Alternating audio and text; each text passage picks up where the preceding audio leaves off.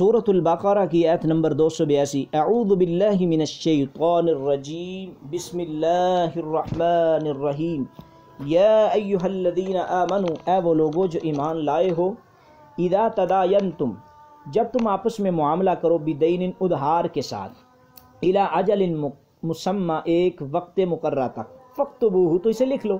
کوئی آدمی کسی کو کوئی ادھار دینا چاہتا ہے نا، تو اللہ تعالیٰ وہ احکام بیان کر رہے ہیں، کسی کو لین دین کا معاملہ اس کو لکھا جائے، یہ بہت اچھی بات ہے۔ وَلْيَكْتُبْ بَيْنَكُمْ، اور چاہیے کہ لکھے تمہارے درمیان، کاتب، ان کو لکھنے والا، بالعدل، عدل کے ساتھ۔ اب دو بھائی آپس میں کاروبار کرنا چاہتے ہیں، ایک دوسرے کو ادھار دینا چاہتے ہیں، ان کو چاہیے کہ وہ لکھ لیں، اور لکھنے والا کوئی عادل آدمی ہو۔ وَلَا يَأْبَ، نہ انکار کرے لکھنے والا، کاتبن، لکھنے کا، ان یکتب، یہ کہ وہ لکھے، کما علمہ اللہ، جس طرح سکھایا اللہ نے اسے۔ فلیکتب، پس چاہیے کہ وہ لکھے، ولیملل، اور چاہیے کہ وہ لکھوائے، الذی، وہ شخص، علیہ الحق، جس پر قرض ہے۔ تو یعنی کہ لکھنے والے کو چاہیے لکھے، اور جو بیچارہ قرض لے رہا ہے اس کو چاہیے کہ لکھوائے، کہ کل کو یہ نہ ہو کہ وہ زیادہ قرض وصول کر لے، یا یہ نہ ہو کہ قرض لینے والا کل کہے مجھے یاد نہیں، اتنے تھے کہ اتنے۔ تو لکھی ہوئی بات جو ہے اس کے اندر لڑائی نہیں ہوتی، اور ایک بہت اچھا معاملہ بن جاتا ہے۔ تو یہ ایک جائز صورتیں ہیں۔ تو آگے فرمایا، وَلْيَتَّقِ اللَّهَ، اور اللہ سے ڈرو، یعنی کہ ربہ، یعنی کہ چاہیے کہ وہ ڈرے اللہ سے، ربہ، جس کا رب ہے۔ تو لکھتے لکھواتے وقت، اب لکھنے والا دوسرے بیچاروں کو لکھنا نہیں آتا تو وہ غلط نہ لکھے، لکھ پڑھ میں غلطی نہیں۔ آج رجسٹریاں، یہ جو چیزیں جھوٹ ہو رہا ہے، تو یہ لکھ پڑھ میں چیزیں آتی ہیں، جو بھی اگر کمی کوتاہی یہ کریں گے تو اللہ تعالیٰ ان کو پوچھ لے گا۔ تو آگے فرمایا کہ ولا یبخس منہ شیئا، نہ کم کرے، منہ، اس میں سے، شیئا، کچھ بھی، فإن کان، پھر اگر، کان الذی، ہو وہ شخص، علیہ، کہ اس پر، الحق، قرض ہے، سفیہ، نہ سمجھ ہے، یا بیچارہ جس پر قرض ہے، او ضعیف، یا بیچارہ جس پر قرض ہے وہ کمزور ہے، او لا یستطیع، وہ طاقت ہی نہیں رکھتا، ان یمل، اس بات کی کہ وہ لکھوائے، ہوا وہ خود، فلیملل، چاہیے کہ لکھوائے، ولیہ، اس مقروض کا مختار، بالعدل، انصاف کے ساتھ، واستشہدوا، اچھا لکھواتے وقت ایک کام اور بھی کرنا ہے، واستشہدوا، کہ تم گواہ بنا لو، شہیدین، دو گواہ، من رجالکم، مردوں میں سے، فإن لم یکونا، تو اگر وہ مرد نہیں ہے نا، تو فرجل، تو گواہی ایک مرد کی، وامرأتان، دو عورتوں کے ساتھ ہوتی ہے، ممن، ان میں سے، ترضون، جنہیں تم پسند کرو، من الشہداء، گواہوں میں سے، ان تضل، یہ اس سبب سے کہ تضل، بھول جائے، احداہما، ایک عورت ان میں سے، فتذکر احداہما، تو یاد کروا دیں دونوں میں سے، اخرى، دوسری کو، ولا یاب الشہداء، اور نہ انکار کرے گواہ، اذا ما دعوا، جب وہ بلائے جائیں۔ تو یہاں کاروبار کے مسئلے میں اللہ بتا رہے ہیں کہ لکھو، لکھنے کے بعد دوسرا کام، دو گواہ بناؤ۔ اگر دو مرد نہیں ملتے تو یعنی کہ اس طرح کر لو، ایک مرد کے بدلے میں دو عورتیں بلا لو، 4 عورتیں ہوں گی۔ تو اس کا فائدہ یہ ہے کہ کل کو آدمی بھول سکتا ہے، پھر یاد آ جائے گا۔ ولا یاب الشہداء، اور نہ انکار کریں گواہ، اذا ما دعوا، جب وہ بلائے جائے۔ کیا مطلب کہ کل کو جب قرض والا یا دوسرا مقروض، قرض لینے والا یا مقروض دینے والا، ان میں آپس میں کوئی مسئلہ بن جاتا ہے، تو یہ نہ ہو کہ مقروض آدمی بیچارے کو چھوڑ کے اس کے اوپر لاکھ اس نے بیچارے نے قرضہ دینا تو اس کو 2 لاکھ دینا پڑے، اور ساتھی گواہی نہ دے، تو یہ گواہی دینی چاہیے۔ ولا تسأموا، نہ تم اکتاہٹ میں ہو، ان تکتموا، یہ کہ تم لکھو اس کو، صغیرن، چھوٹا معاملہ بھی لکھو، کبیرن، بڑا بھی لکھو، الی اجل مقررہ، وقت تک، ذالکم، یہ لکھنا، اقسط عند اللہ، یہ زیادہ قریب ہے انصاف کے اللہ کے ہاں، واقمہ، وہ بور زیادہ درست رکھنے والا ہے، للشہادتی، گواہی کے، وعدنا، اور زیادہ قربت ہے، اللہ ترتابو، یہ کہ تم شک میں نہ پڑو۔ آدمی لکھ لے گا تو شک میں پڑے گا ہی نہیں۔ الا ان تکونا، یہ کہ یہ ہو، سود، تجارت، سودا، حاضرت، ہاتھوں، تدیرونہ، جسے تم لیتے ہو، بینکم، آپس میں، فلیس علیکم جناح، تو کوئی نہیں ہے تم پر گناہ، یہ کہ نہ تم لکھو اس کو، یعنی کہ پیسے لیے مال لے لیا، پیسے دیے مال لے لیا، تو اس کو لکھنے کی ضرورت نہیں ہے۔ اذا تبایعتم، جب تم آپس میں سودا، ولا یضار کاتب، نہ نقصان پہنچایا جائے کاتب کو، ولا شہید، اور نہ گواہ کو۔ یعنی کیسے؟ کاتب کو کہا جائے اگر آپ نے صحیح لکھا نا تو ایسے کیا جائے، جس طرح کہ آج کل رجسٹریاں کرنے والے جھوٹی رجسٹریاں لکھتے ہیں، اور MP بڑے لوگ کرواتے ہیں۔ ولا شہید، اور گواہ، جھوٹے گواہ، اور گواہوں کو مجبور کیا جاتا ہے، ان پر نقصان نہ پہنچائے۔ وَإِن تفعلوا، اگر تم ایسا کرو گے، جھوٹی گواہی یا پھر گواہی دینے والے کو بعد میں نقصان بھی ہمارے خلاف گواہی کی دی ہے، فَإِنَّهُ فُسُوقٌ بِكُمْ، یہ نافرمانی ہے تمہاری، وَاتَّقُوا اللَّهَ، اللہ سے ڈر جاؤ، وَيُعَلِّمُكُمُ اللَّهُ، اور سکھاتا ہے اللہ تعالیٰ تم کو، وَاللَّهُ بِكُلِّ شَيْءٍ عَلِيمٌ، اور اللہ ہر چیز کو خوب جاننے والا ہے۔ تو اس کا مطلب یہ ہے کہ یہ قرآن مجید کی سب سے لمبی آیت ہے،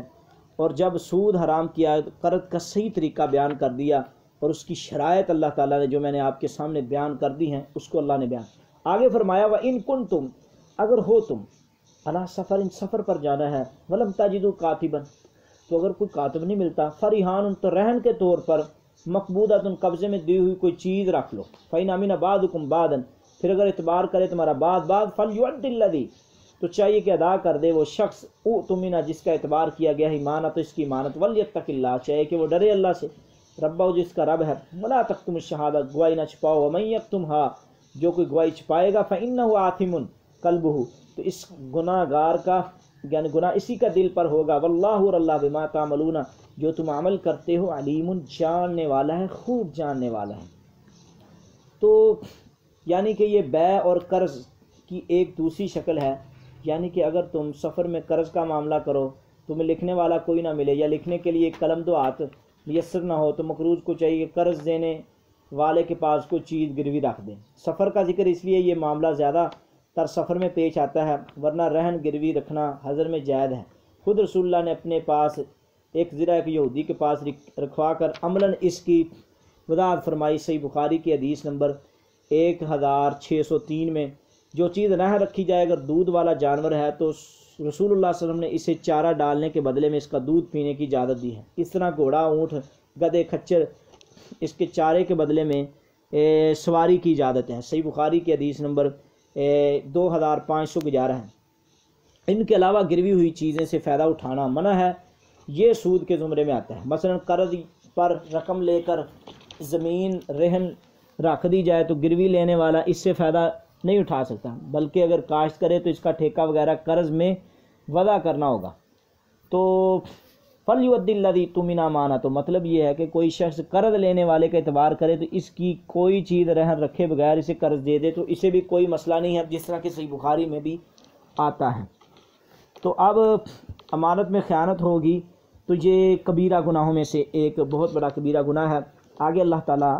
آخری رکوع سورۃ البقرہ میں فرماتے ہیں، للہ، اللہ ہی کے لیے ہے، ما فی السماوات، جو بھی آسمانوں میں ہے، وما فی الارض، اور جو کچھ زمین میں ہے، وَإِن تُبْدُوا، اگر تم ظاہر کرو، ما فی انفسکم، جو بھی تمہارے دلوں میں ہے، او تخفوہم، یا تم چھپاؤ، یحاسبکم بہ اللہ، تو اللہ تمہارا حساب لے لے گا،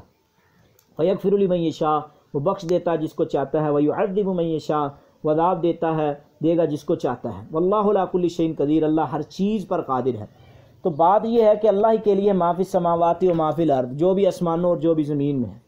وَإِن تُبْدُوا مَا فِي أَنفُسِكُمْ، اگر تم ظاہر کرو جو تمہارے نفسوں میں ہے، یا تم چھپاؤ تو اللہ تمہارا محاسبہ کرے گا۔ تو اب اس آیت میں مسئلہ یہ ہے کہ یحاسبکم بہ اللہ سے معلوم ہوا کہ دل کے فعل پر بھی محاسبہ ہوگا، حالانکہ رسول اللہ صلی اللہ علیہ وسلم نے فرمایا کہ آدمی کا دل کا جو اندر وسوسے ہوتے ہیں اس کا یعنی کہ محاسبہ ہوگا۔ تو یہ جو ہے نا آیت یحاسبکم بہ اللہ، یہ منسوخ ہے۔ اللہ اکبر۔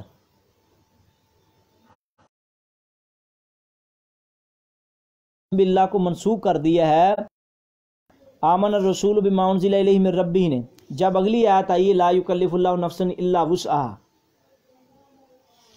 تو نازل فرمائی کہ اس کے لیے ہر دعائیہ جملے کے بعد اللہ تعالیٰ نے اچھا بات کہ یحاسبکم باللہ سے معلوم ہوا کہ دل کے فعل پر بھی محاسبہ ہوگا، مگر اس سے مراد دل کے وہ اعمال ہیں جن پر انسان کو اختیار ہے کہ وہ جن کا پختہ ارادہ کر لے، مثلا ایمان، کفر، نیکی، بدی وغیرہ وغیرہ، یا چوری کا، مگر اسے کفر کے دھار یا چوری اور زنا پر عمل کا موقع نہیں ملتا تو اس پر محاسبہ ضرور ہوگا۔ رہے وہ خیال جو انسان کی طاقت میں نہیں، خود بخود آتے ہیں، اگر آدمی کے دل میں جگہ نہ دے تو اس پر محاسبہ نہیں ہوگا۔ اس صورت کی آخری آیت لا یکلف اللہ نفسا میں ہے، اور ابو ہریرہ فرماتے ہیں کہ لا یکلف اللہ نفسا الا وسعہا نازل ہوئی تو صحابہ پر گراں گزری، انہوں نے رسول اللہ کی خدمت میں عرض کی کہ ہم نماز، روزہ، اعمال تو بجا لائیں، مگر اس آیت دل کی باتوں پر محاسبہ کے مطابق تو بڑی مشکل پڑے گی۔ تو آپ نے فرمایا کیا تم اہل کتاب کی طرح سمینا و عصینا کہنا چاہتے ہو؟ بلکہ تم کہو سمینا و اطعنا۔ تو ہم نے سن لی اور اطاعت کی۔ تو جب صحابہ نے اس آیت کا اقرار کر لیا تو اللہ نے اگلی آیت آمن الرسول بما انزل نازل فرمائی، اور آیت او تخفوا یحاسبکم باللہ کو۔ تو اب یہ آیت منسوخ ہے۔ واضح رہے کہ دوسری آیت سے پہلے کے منسوخ ہونے کے معنی یہ ہیں کہ پہلی آیت میں جو ابہام تھا اس کی وضاحت فرما دی۔ علامہ ابن قیم فرماتے ہیں کہ صحابہ نسخ کا لفظ وضاحت کے معنی میں بھی استعمال کرتے تھے۔ ابو ہریرہ سے ایک دوسری روایت میں ہے کہ رسول اللہ نے فرمایا میرے لیے میری امت کے لوگوں کے وہ خیالات وسوسات معاف کر دیے گئے ہیں جو ان کے۔ تو یہ بخاری کی حدیث نمبر 5229 ہے۔ تو سمجھ آ گئی 5269 ہے۔ آمن الرسول،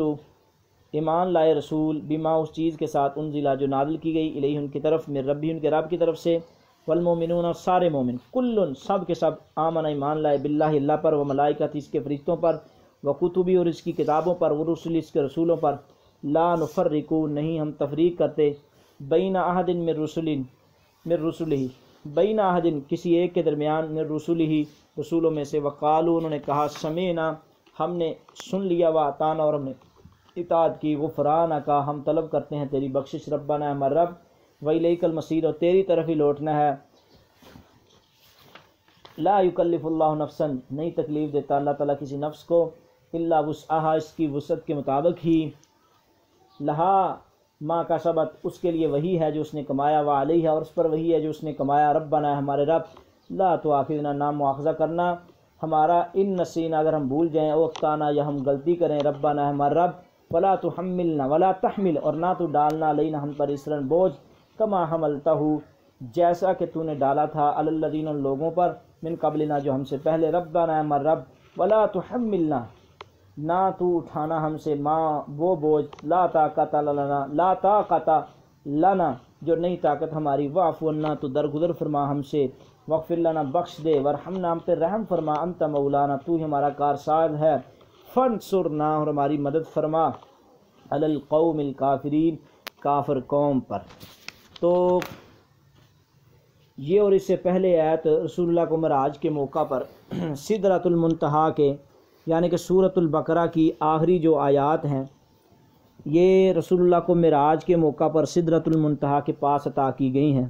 اور ان آیات کی فضیلت کئی حدیثوں میں آئی ہے۔ رسول اللہ صلی اللہ علیہ وسلم نے فرمایا جو شخص رات کو سورۃ البقرہ کی آخری دو آیتیں پڑھ لے تو وہ اس کے لیے کافی ہو جائیں گی۔ تو یہ صحیح البخاری حدیث نمبر 5009 ہے۔ اور ابن عباس رضی اللہ تعالیٰ عنہ فرماتے ہیں کہ دن جبریل رسول اللہ کے پاس بیٹھے تو انہوں نے کہا آج اوپر سے آواز آئی ہے اور وہ دروازہ کھلا ہے جو کبھی نہیں کھلا، وہ فرشتے ہیں جو کبھی نہیں آئے، اور آپ کے لیے دو نور لے کر آئے۔ وہ دو نور کیا، ایک سورۃ فاتحہ ہے اور دوسرا نور سورۃ بقرہ کی آخری آیات ہیں۔ تو یہ مسلم کی حدیث نمبر 806 ہے۔ اور تیسری بات سیدنا نعمان بن بشیر رضی اللہ تعالیٰ عنہ سے مروی ہے، رسول اللہ نے فرمایا کہ لا یکلف اللہ سے لے کر آمن رسول سے لے کر آخری دو بلکہ آیات جو ہیں سیدنا نعمان بن بشیر رضی اللہ تعالیٰ عنہ فرماتے ہیں کہ سورۃ البقرہ کی آخری آیات جو ہے اللہ تعالیٰ نے زمین اور آسمان پیدا کرنے سے 2000 پہلے ایک کتاب لکھی، اس میں اس نے 2 آیتیں نازل فرمائی جن کے ساتھ سورۃ البقرہ کا اختتام کیا۔ وہ جس گھر میں 3 راتیں پڑھی جائیں تو شیطان اس گھر میں بالکل نہیں جاتا، اس کے قریب بھی نہیں آ سکے گا۔